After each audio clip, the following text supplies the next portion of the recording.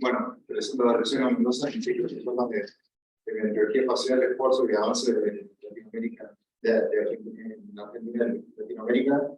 Luciano es licenciado y doctor en Economía de la Facultad y es investigador adjunto de CONICET. Bueno, gracias. Gracias a todos por la asistencia.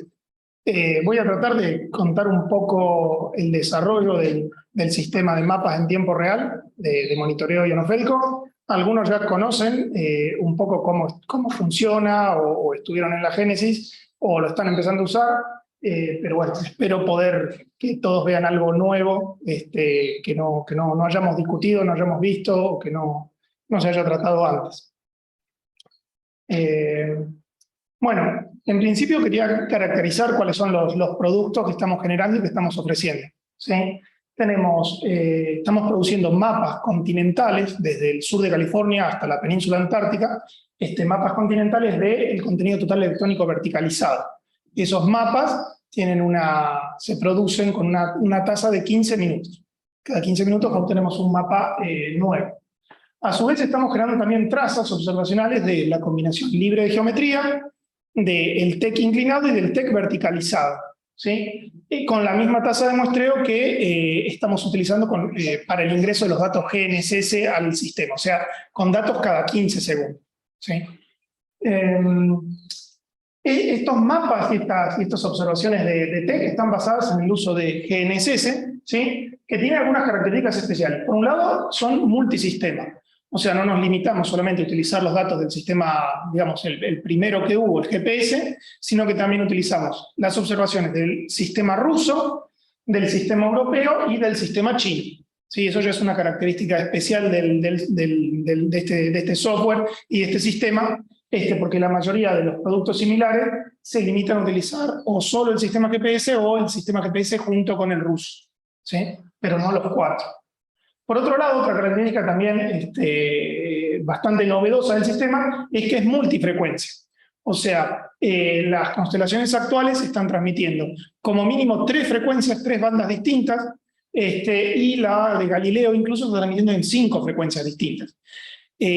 Para extraer esta información de la atmósfera necesitamos siempre combinar pares de frecuencias, de tal manera de que con los satélites más modernos podemos llegar a obtener 4 pares, o sea, tener 4 observables en vez de uno solo, como es la metodología tradicional, combinando observaciones solamente de doble frecuencia. Bueno, la cobertura es esa que describo ahí, o sea, toda Sudamérica, Centroamérica y Caribe, incluso partes de la península antártica, también México. El sistema es operacional en el sentido en que está produciendo desatendidamente estos mapas todos los días del año, toda la semana, todos los días del año, ¿sí? Y en tiempo casi real. Aparte, el software también produce en forma de reprocesamiento a posteriori mapas con más datos, ¿sí? En forma atendida, o sea, uno define un intervalo de tiempo en el que quiere hacer ese recálculo y produce esos mapas y esos observables, esas trazas de observables.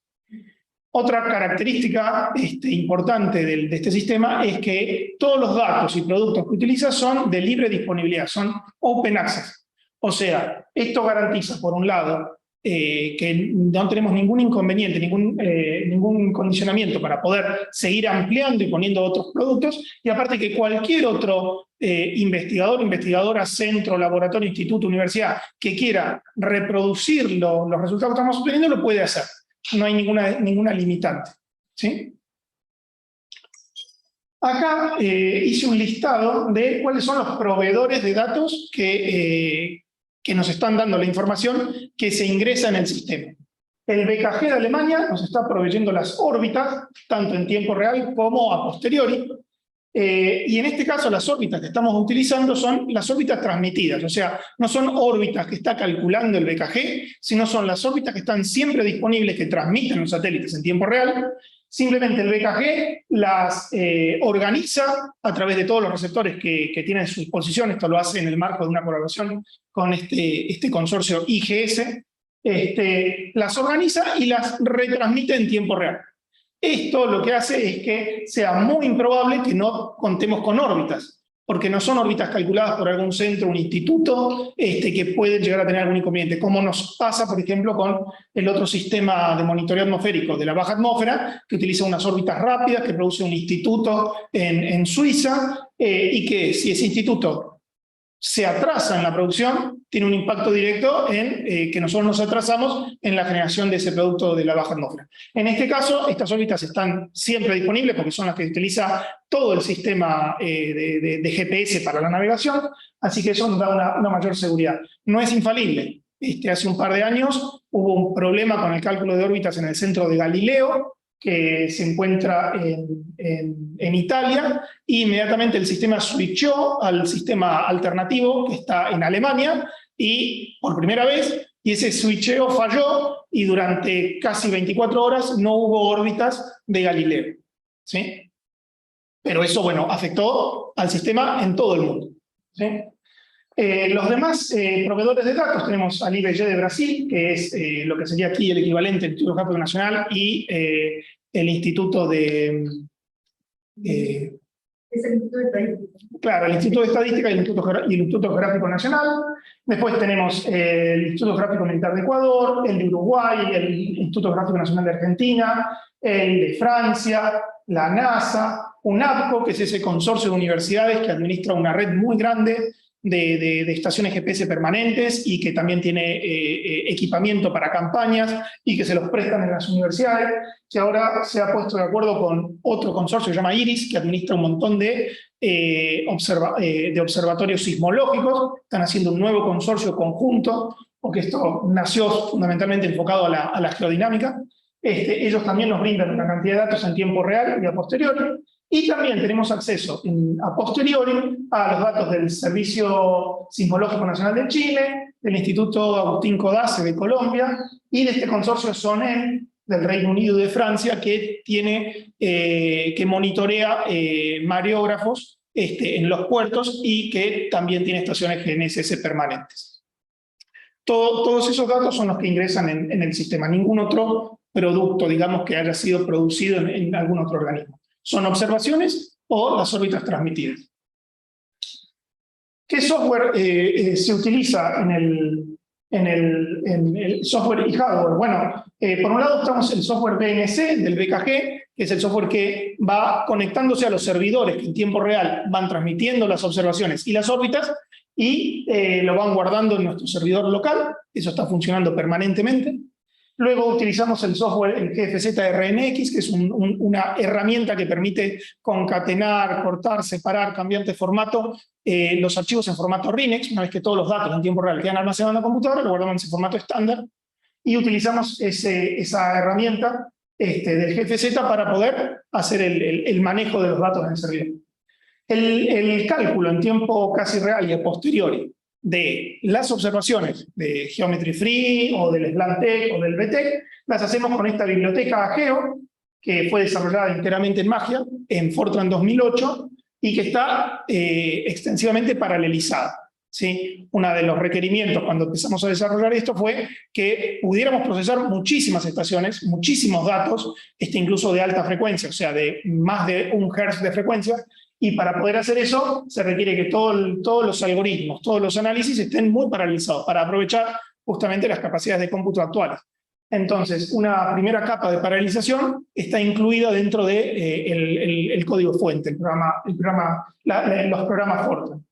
El mapeo, o sea, una vez que están calculados esas observaciones, la generación gráfica del mapa y el suavizado se hacen con la herramienta de mapeo GMT. ¿Sí? Todo esto, bueno, son varios scripts y en distintos lenguajes, fundamentalmente en Python, y a su vez están paralelizados en segunda instancia con el comando parallel de GNU, lo que permite que tengamos un 100% de uso de la capacidad de cálculo en cada una en todas las instancias, ¿sí? Que no desperdiciemos tiempo de CPU. Actualmente esto está corriendo en el servidor Vilquilé, que era el más grande hasta hace poco que teníamos en el laboratorio, que tiene, bueno, 16 hilos de procesamiento y 64 GB de RAM. Cuando presentamos a la comunidad el desarrollo, ¿sí? Enviamos un paper describiendo toda la metodología que utilizamos y las validaciones o comparaciones que hicimos del producto. Lo enviamos a esta revista, que es una revista específica de la temática, muy buena.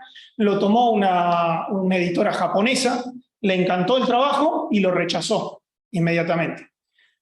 ¿Por qué? Porque nos dijo que era demasiado largo, había que acortarlo, pero tenía que ser publicado, que lo volviéramos a enviar, pero eligiendo al editor en jefe para que lo manejara, porque ya, no era el editor en jefe. Seguimos las instrucciones, se lo enviamos al editor en jefe, la editora en jefe lo tomó, lo envió a 2 revisores. Los 2 revisores, uno fue muy positivo, nos hizo recomendaciones muy positivas, sobre todo de cambio del lenguaje, de cómo describir lo que estábamos haciendo y las validaciones. Pero el segundo revisor fue bastante más agresivo o ácido, digamos, y en algún momento llegó a implicar incluso de que lo que estábamos diciendo, que estábamos haciendo, no podía ser cierto. O sea, cuando lo presentamos era tan original por el lugar del cual venía, o sea, era un desarrollo hecho en Sudamérica, utilizaba tantos datos de tantos sistemas con tanta frecuencia que pensó que realmente no era real. Nosotros habíamos tenido la precaución de enviar en la nota, cuando mandamos el artículo en la cover letter, enviar el password y un usuario para que los revisores pudieran entrar al servidor y ver en tiempo real que esto estaba funcionando. En algún paso en la editorial, el password ese se perdió y cuando el revisor entraba al servidor, al link que nosotros le habíamos provisto, se encontraba con un cartel y no lo podía ver.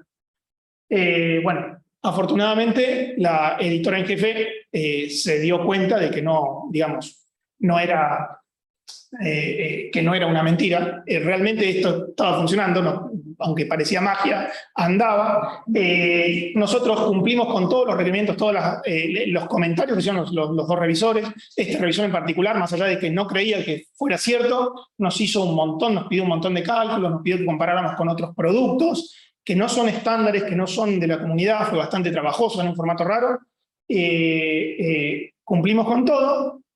La editora en jefe recibió el paper, le encantó todo y lo volvió a rechazar, porque nos dijo que era muy largo.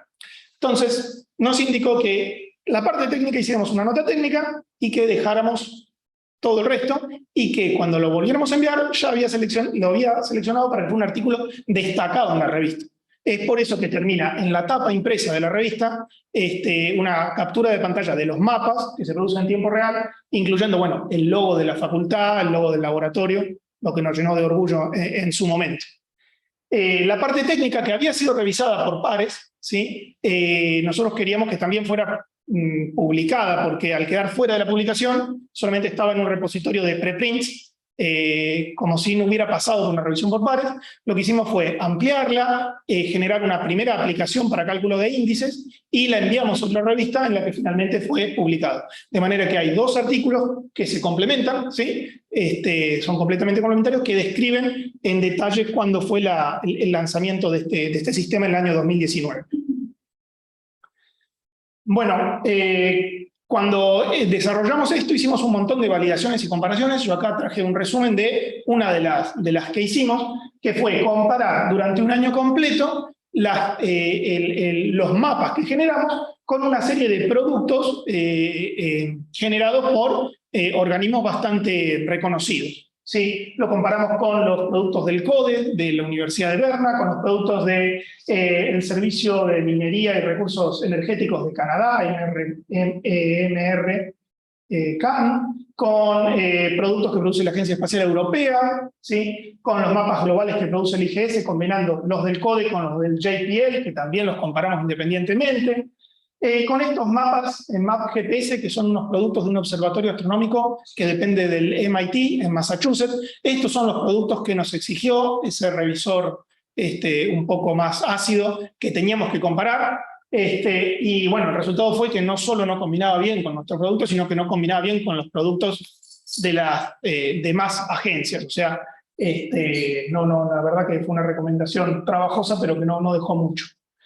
También lo comparamos con dos productos, uno de alta frecuencia y uno de frecuencia estándar de la Universidad de Cataluña, y con productos del único centro de análisis ionosférico de China que pertenece al IGES. Bueno, nos quedamos tranquilos porque tanto con los productos de alta frecuencia de Cataluña, de Hernández Pajares, como los productos del CODE, que son dos como los más utilizados y más de referencia, el acuerdo que encontramos fue muy, muy bueno. ¿Sí? Ahí está detallado, comparamos miles de mapas con millones de muestras de contacto. ¿Sí? Todo en el área que yo les describía antes, desde el sur de California hasta la Antártida. Todos estos mapas son mapas globales con los que comparamos, pero más allá de eso, los mapas que producimos nosotros son regionales. Una característica importante es que estos mapas están disponibles con 1 o 2 semanas de demora. En cambio, los mapas que nosotros estamos produciendo tienen una demora de 15 minutos, o sea, 15 minutos después de la observación ya están disponibles. ¿Sí? O sea que ahí no es comparable, por más de que coinciden muy bien, los mapas que estamos produciendo están mucho más rápido. Bien, y acá hay una captura de pantalla del... no sé cómo se llama.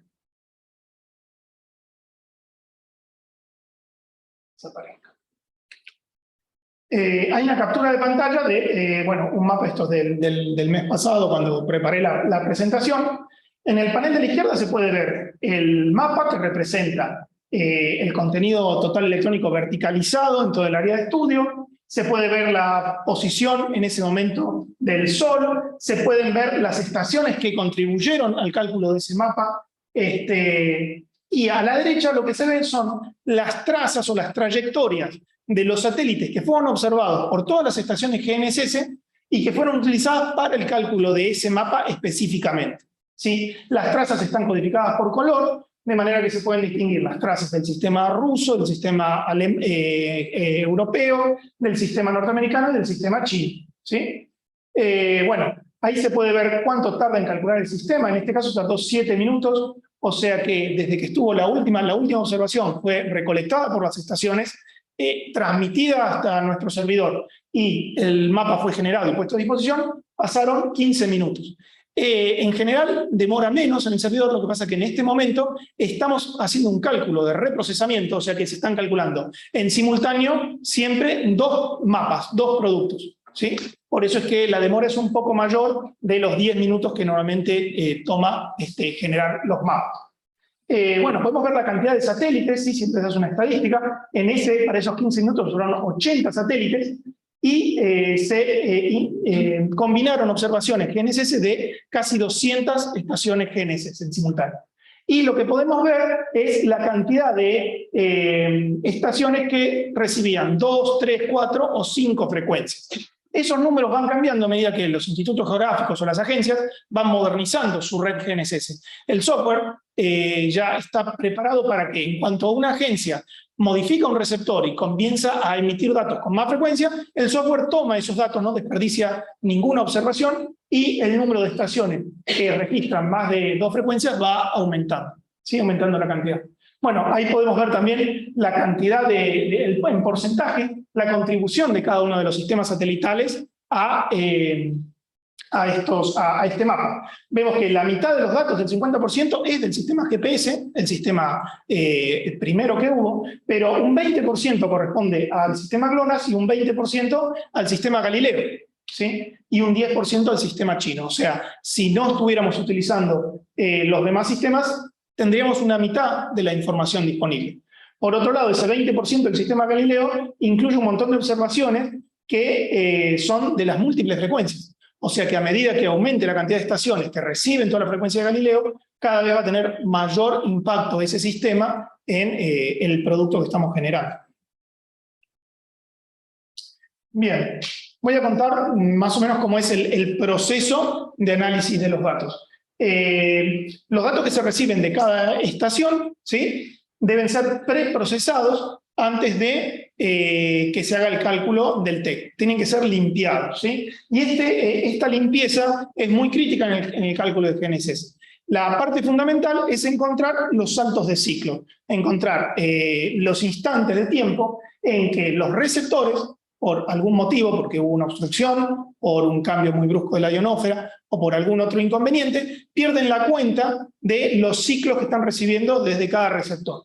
Si estos ciclos no se detectan, es como que queda un campo minado, queda como una bomba dentro de esa observación, y cualquier análisis que uno quiera hacer a posteriori, ya sea para monitoreo de la ionosfera o monitoreo troposférico o cálculo de coordenadas, va a tener serias consecuencias, ¿sí? Entonces, lo primero que utilizamos es un filtrado de la combinación Melbourne-Búvena, ¿sí? Para buscar esos saltos de ciclo, y cada vez que se detecta un salto de ciclo, se procede a marcarlo o a cortar ese segmento de datos. Este tipo de filtrados utilizan promedios temporales.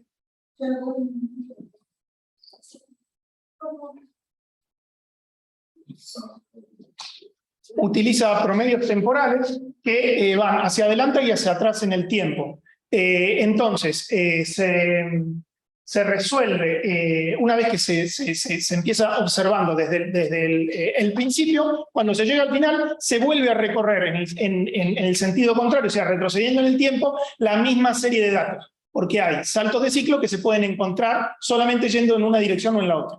Cuando ya no se encuentran más saltos de ciclo, ¿sí? Con esa metodología se procede a la segunda. ¿Sí? Hacemos la combinación libre de geometría y volvemos también a recorrerla hacia adelante y hacia atrás en el tiempo, buscando saltos de ciclo.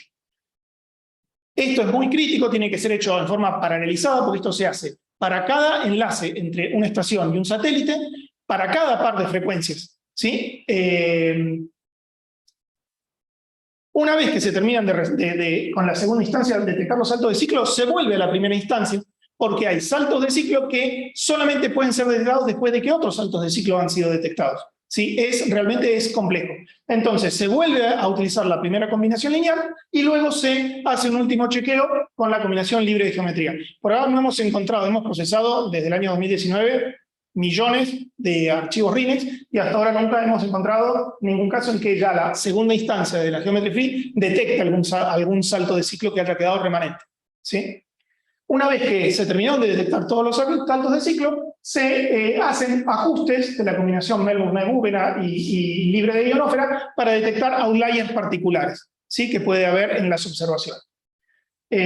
Bueno, aparte de eso se aplican máscaras de altura, se hace la corrección de fase wind-up porque la señal de los GNSS viene polarizada circularmente y los satélites están girando en relación con los observadores, se ponen ventanas de tiempo y se guardan archivos limpios que son los que van a ingresar en el sistema de cómputo del TEC. Acá hay un listado, no se llega a ver ahí, no sé, vamos a hacer para que esto... Más. No sé. Allá a la derecha más. Ahí hay una opción para... No hay un ocultar. ¿No? Como en la tercera sección. Ahí, más. Tercera. La tercera. Abajo. Ocultar con el... Ahí abajo. Ahí hay... No, abajo. No, ahí. Bueno. Pero hoy lo ves muy bien, lo puedes arrancar y volver por otro lado. Por ahí, por estos costados. Sí. No sé. No sé. Bien, bueno, lo que les quería mostrar acá es, hice un listado de todas las frecuencias, ¿sí? Los pares de frecuencias que utiliza el software, o sea, hace todas las combinaciones posibles de frecuencias.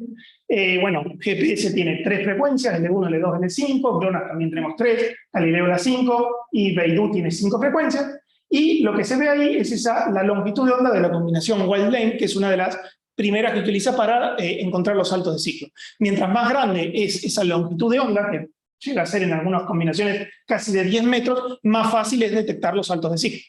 ¿Sí? Y esas combinaciones más grandes se encuentran cuando uno utiliza frecuencias que son muy parecidas entre sí, ¿sí? Que son muy cercanas.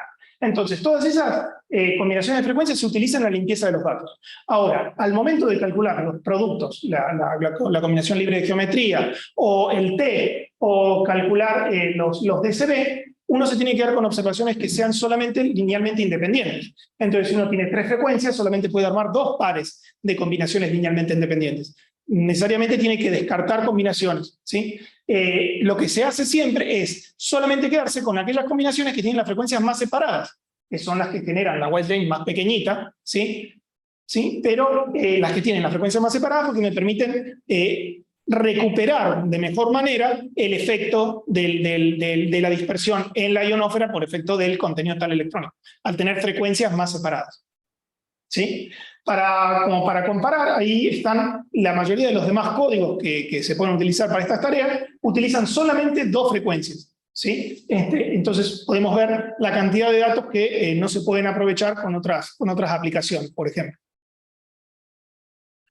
Bien, vamos a tratar de ponerlo de vuelta ahí, ya que no lo podemos destruir. Bien. No lo puedo sacar. Si te tiras para que está ahí, yo se quedará. No, No sé más. tendría que haber tenido sí. No quiere hacer nada. Ocultar ahí. Control, que es una cosa. A uno más abajo. Ahí.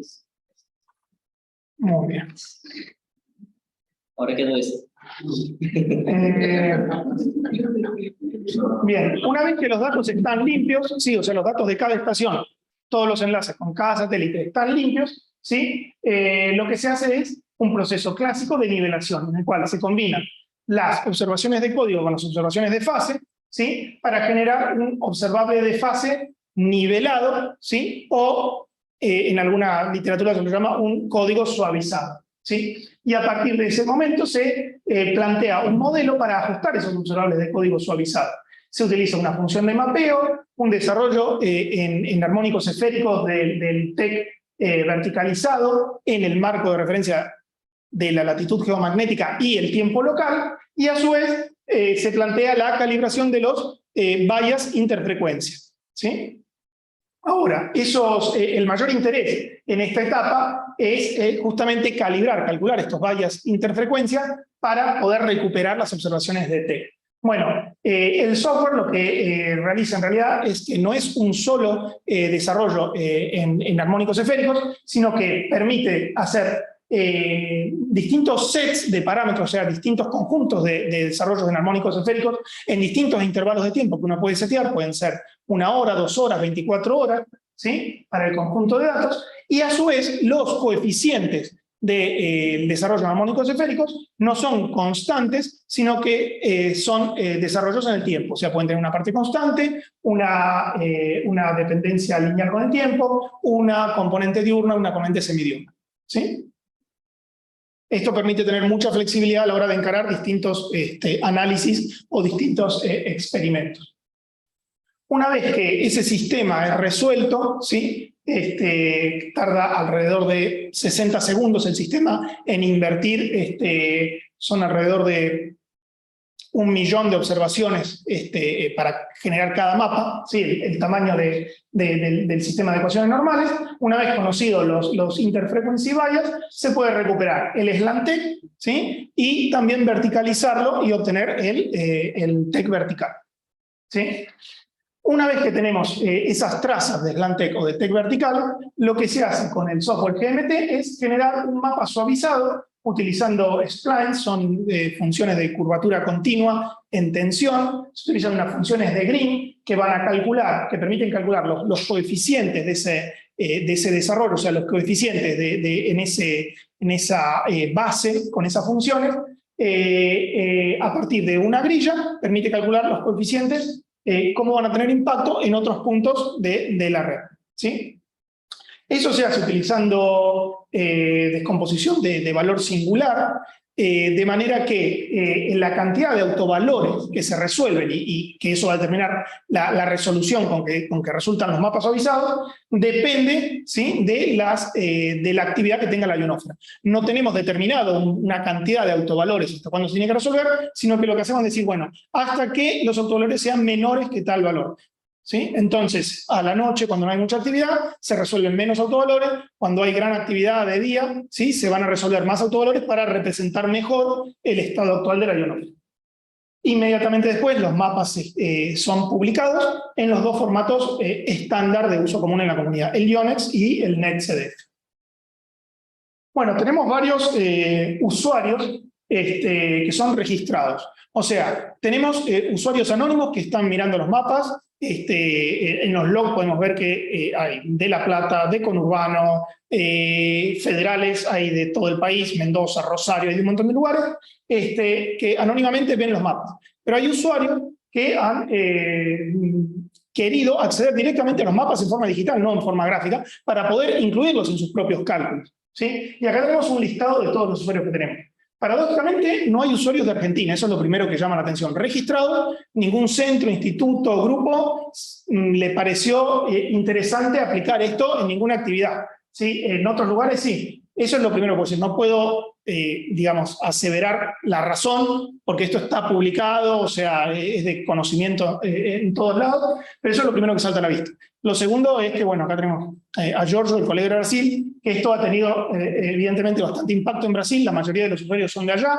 Tenemos al INPE, el Instituto Nacional de Investigaciones Espaciales, es uno de los principales usuarios, ¿sí? El IBG, que es el equivalente al Instituto Geográfico Nacional, la Universidad de Uberlandia, la Universidad Estadual de San Pablo, el INMETRO, que es el equivalente acá a nuestro INTA, ¿sí? A nuestro INTI, que hace metrología, el ITA, que es un instituto de aeronáutica, el IME, que es un instituto de ingeniería militar, ¿sí? Y después tenemos, bueno, usuarios registrados en el JPL, en la Universidad de Michigan, bueno, una universidad en Chile, el Instituto Geográfico Militar en Ecuador y la Universidad Nacional de Colombia. ¿Y para qué lo están usando esos usuarios registrados al producto? Bueno, por un lado, para aplicaciones del Space Weather específicas, ¿sí? Por ejemplo, bueno, detectar burbujas de plasma, vientos, ¿sí? Y lo interesante de tener estos usuarios registrados es que tenemos un feedback, ¿sí? O sea, cuando nos dicen de que les está resultando para su aplicación, ya nos va indicando que el producto es bueno, o si encuentran alguna discrepancia o alguna cosa, nos permite a nosotros investigar qué sucedió y, en todo caso, mejorar el producto.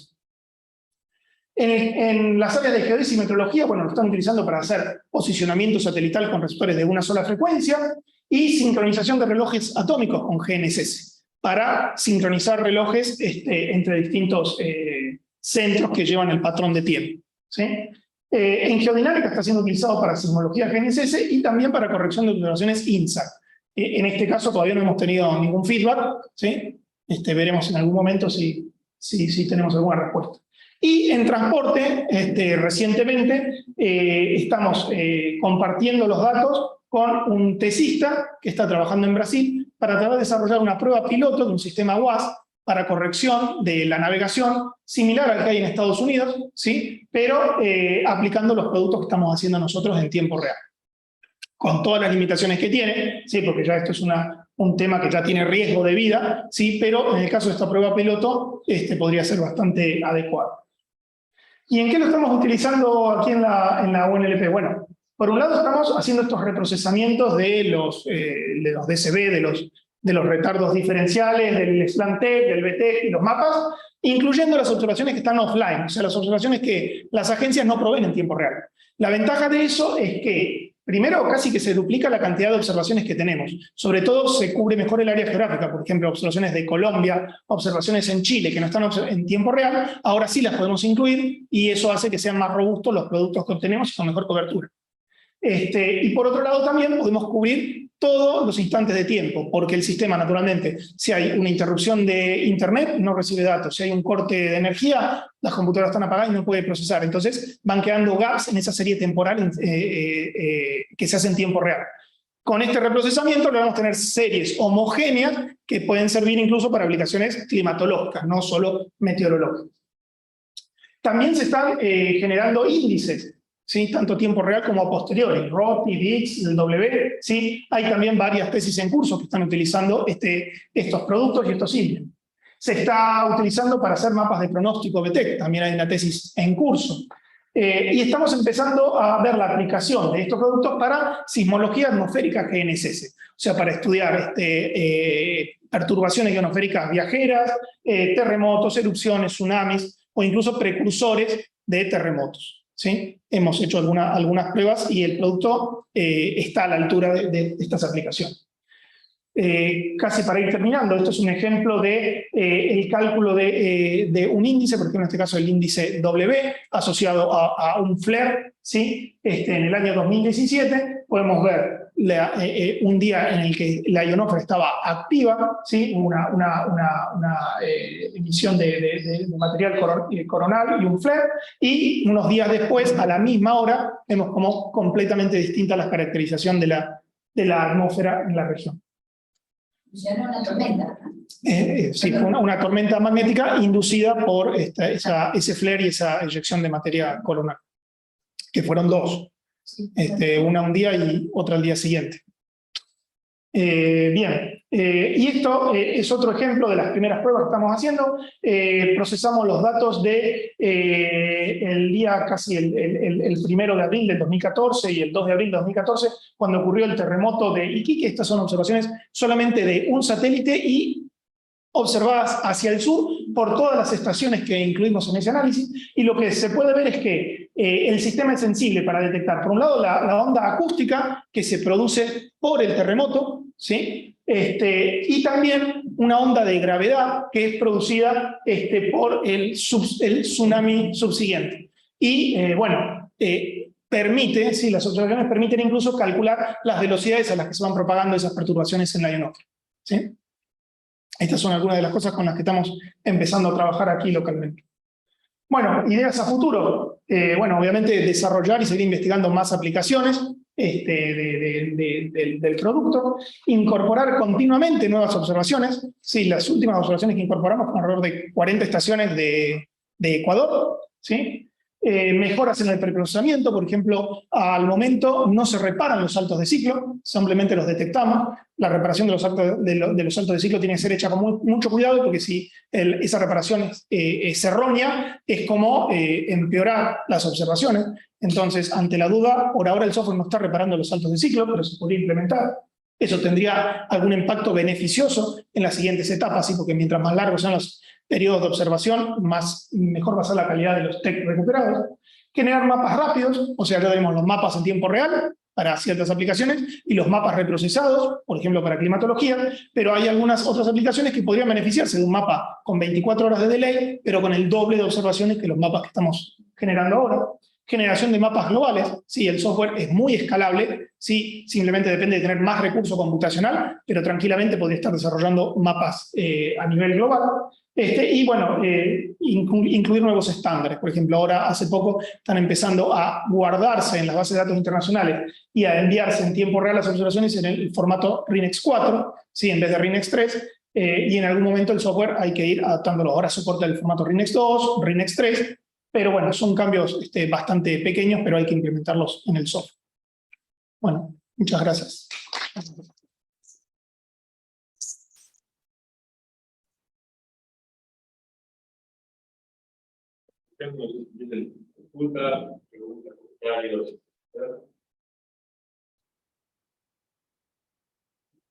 Andrea.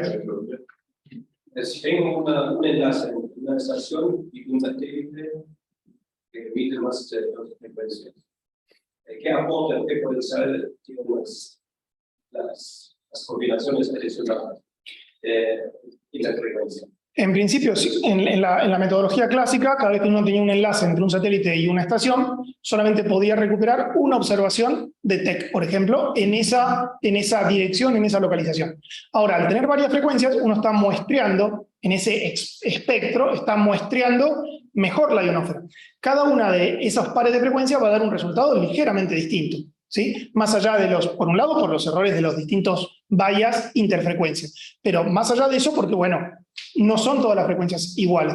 Es un rango de frecuencias de microondas bastante poco. Pero la primera ventaja es que al tener ya dos frecuencias, dos observables, o sea, tres frecuencias, dos observables, uno ya puede combinarlo y hacer un promedio, ¿sí? Si tiene 5 frecuencias, puede hacer 4 observables. Entonces, el peso que uno le puede otorgar a esa observación particular, ¿sí? Uno puede tener una observación de TEC en ese lugar con más peso que una observación simple, con una desviación estándar menor, y puede empezar a tener también una idea del impacto que puede haber tenido en ese cálculo de ese TEC los errores residuales que quede el ajuste de los DCB, por ejemplo.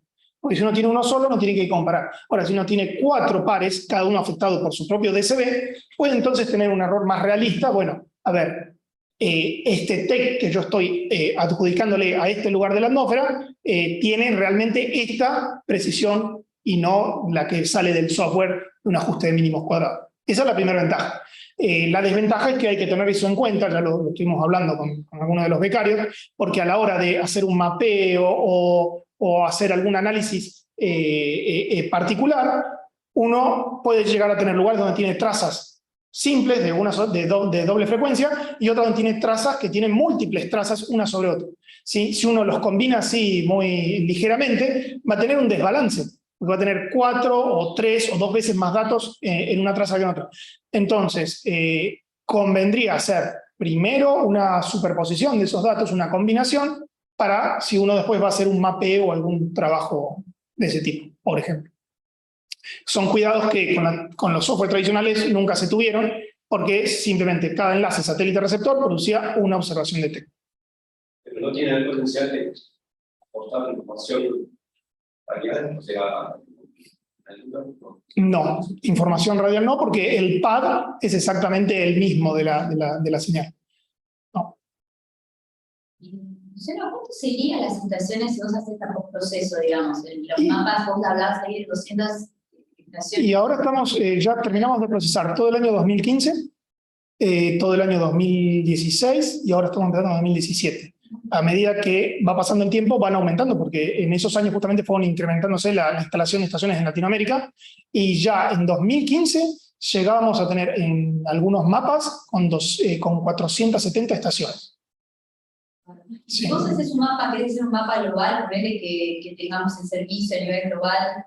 Sí, eso lo hablábamos con Pablo. ¿Cuánto también 15 minutos de latencia vamos a tener? Ahí habría que estudiar la metodología, porque por ejemplo nosotros ahora hacemos un ajuste de armónicos esféricos, un desarrollo que es regional, pero no lo utilizamos para estimar el TEC, sino simplemente para calibrar los DCB. ¿Sí? Justamente porque tienen problemas, una cosa así regional, tienen problemas de contorno, ¿sí? Ahora, a nivel global, muchos de esos problemas se mitigan, ¿sí? Y a su vez, aplicar la metodología que estamos utilizando ahora de splines a nivel global, donde no hay una gran cobertura, porque están los océanos, quizá se invertiría la moneda. Y a nivel global sí habría que utilizar algún método de desarrollos en armónicos esféricos, por ejemplo, o alguna otra metodología.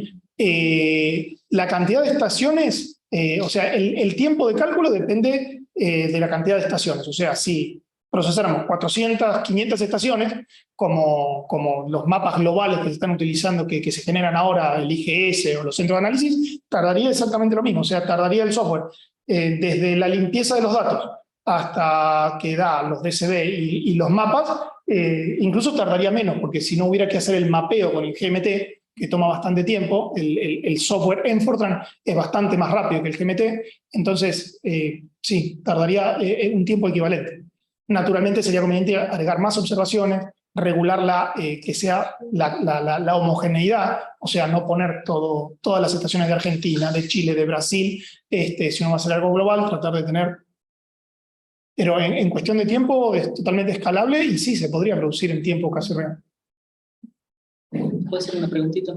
Que me quedó una duda. Sabes que cuando estaba presentando la parte de la metodología, dijiste que hace primero el filtrado de Melbourne-Culena, después vuelve a hacer el de Geometry Free, después vuelve a hacer el primero. Después vuelve a hacer el primero. ¿Pero por qué no haces, por ejemplo, primero el de Geometry Free y después es el de Melbourne-Culena? Porque la combinación de Melbourne-Culena detecta los saltos de ciclo más grandes. Entonces, es muy complejo la limpieza de los datos. Creo que en algún momento lo hablamos. Si uno va a ver, hay montones de bibliotecas abiertas de procesamiento de datos GNSS, hay proyectos, y cuando uno va a mirar está cómo calcular las órbitas, las coordenadas, los RINE, y cuando llegan a la parte de la limpieza, por ahí el proyecto se muere, queda ahí, porque es muy complejo. Como son unos promedios móviles y con diferencias, hay distintas metodologías, pueden ser diferencias temporales, dobles diferencias. Como se va haciendo eso, depende de la magnitud de los saltos. Unos saltos de ciclo a veces se producen concatenadamente o se producen varios en intervalos cortos de tiempo. Entonces, un salto de ciclo puede enmascarar otros que vienen después. Entonces, por experimentación y por lo que dice la literatura, siempre conviene atacar primero con este screening que detecta los saltos de ciclo más grandes, luego el otro que detecta saltos de ciclo más pequeños, pero que a su vez habilita a saltos de ciclos que la otra rutina después va a detectar. Sí, sí. ¿Sí? Es un ida y vuelta en el tiempo y luego se vuelve a reciclar el procesamiento. Y todo tiene que ser hecho en forma paralizada porque son para cada estación receptor y para cada par de frecuencias. Tiene que ser hecho muy, muy rápidamente. Cuando decía si paralizaba la segunda instancia, ¿qué quiere decir? Y la primera instancia es que está paralizado al nivel del software. Cuando uno escribe el código Fortran, usa sentencias que paralizan ciertas instancias del cálculo, del trabajo con matrices, de bucles, todo lo que se pueda paralizar. Pero a su vez, estamos utilizando ese software Parallel, que se los introduje a ustedes cuando estuvimos haciendo el script, ¿sí? Que lo que permite es paralelizar en forma externa cualquier herramienta, aunque no esté paralelizada. ¿Sí? Entonces, al momento de la limpieza de los datos, ¿sí? Se hace una paralización interna, pero a su vez se están paralizando. Si tenemos 16 hilos de procesamiento, se están limpiando 16 estaciones simultáneamente. ¿Sí? Sí, No es secuencialmente. Eso hace que se gane muchísima velocidad. En cuanto se termina de limpiar una estación, se libera ese hilo de procesamiento y se pone otra estación. ¿Sí?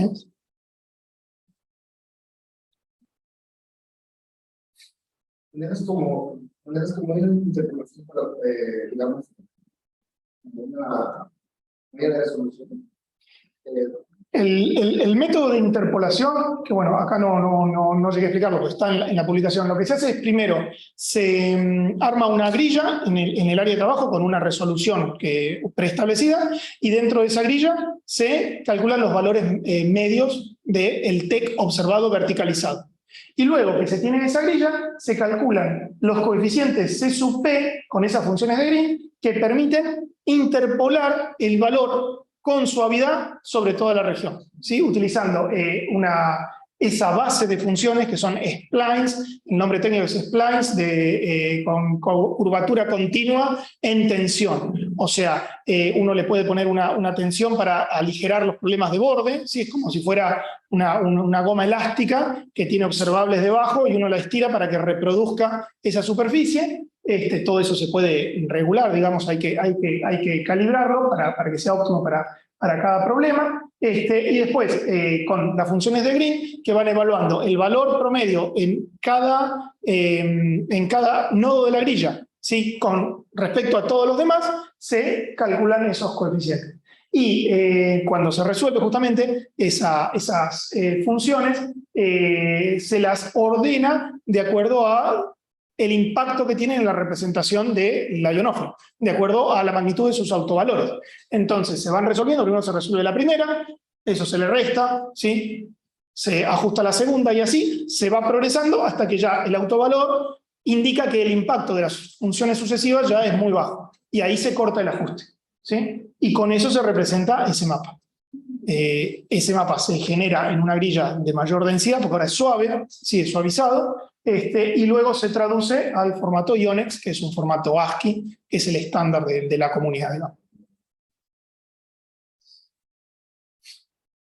Yo tengo una consulta, más para desarrollar un poco, ¿no? Pero no sé tampoco si tendría alguna aplicación, pero por lo que decís, armamos una grilla, después todo tiene que ser como suavizado, como un mapa ahí de vertical, Sí. y tenías un montón de satélites, ¿no? De puntos que te aportan la información. ¿O tendría sentido tener mapas con mayor resolución o para... Sí, podría tener sentido. Una de las cosas que estuvimos viendo, por eso es muy útil el feedback, por ejemplo, que estamos teniendo del INPE, que estamos viendo que quizá la metodología que estamos aplicando es excesivamente suavizante de alguna manera. Como que hay cosas que quizá no las está observando, ¿sí? Las está suavizando demasiado. Pero ahí hay una diferencia también de la aplicación. Por un lado están las aplicaciones de la meteorología espacial, donde uno le conviene ver con el mayor detalle posible, ¿sí? Incluso uno podría plantearse no suavizar, sino hacer píxeles. Hay otros productos, por ejemplo, esto del MIT, que eran simplemente píxeles sin relación con los de al lado, ¿sí? Para poder detectar cosas. Por otro lado están las aplicaciones de la geodesia. Si uno quiere utilizar estos mapas para mejorar el posicionamiento con receptores de una sola frecuencia, el modelo tiene que ser suave, porque los satélites van recorriendo una trayectoria y no puede ser que de un cambio de píxel a otro píxel tengan un cambio en el valor del TEC. Entonces es como que hay un compromiso entre los dos tipos de aplicaciones.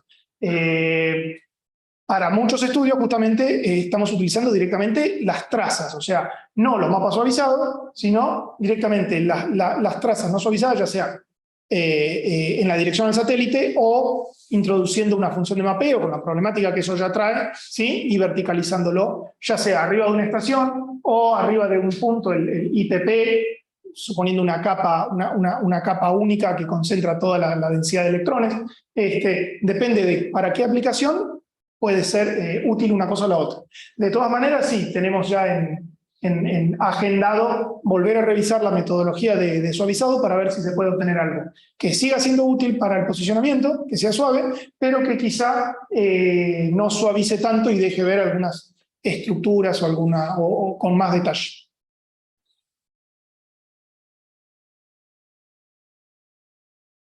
Agradecemos de vuelta el cierre.